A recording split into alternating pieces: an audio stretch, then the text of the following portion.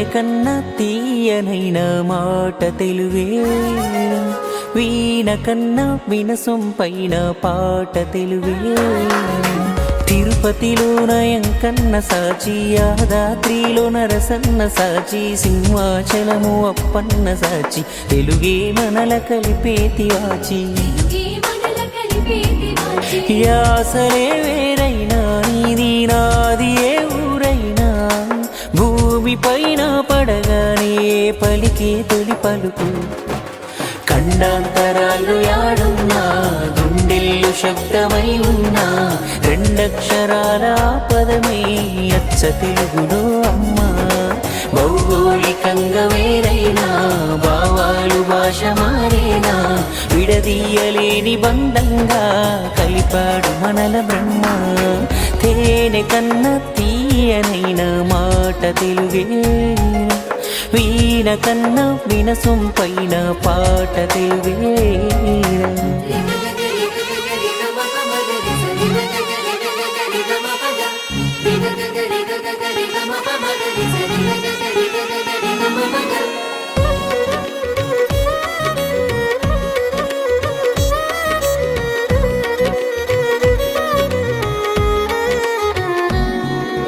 పోతన భాగవతం చదివినా, నన్నయ పద కవితల్ నేర్చినా, మన్నమయ్య పాట వింటూ పెరిగాం, ఇంత ఎదిగాం.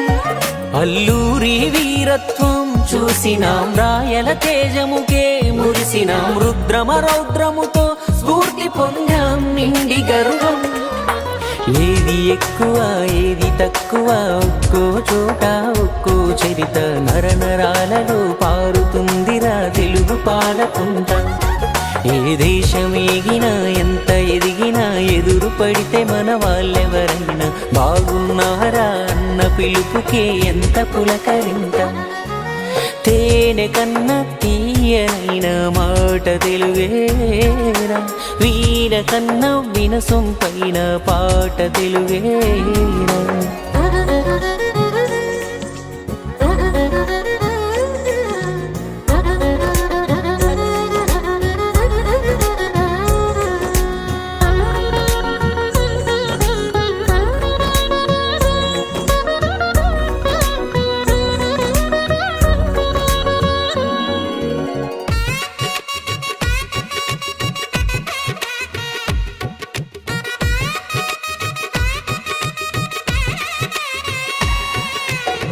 పదమొక్కులకు తిరుమల విద్యాభ్యాసముకై వాసర, పుష్కర స్నానముకై రాజమండ్రి వెళ్ళిపోవా.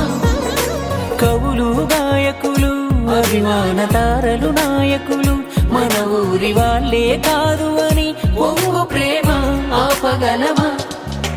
తెలుగు భాషలో గొప్పదనమునే చెప్పగలర ఏ కవులైనా, ఇది తెలుగు పలుకు ప్రతి ఎదను ఒకటిగా కలపాలని తపన.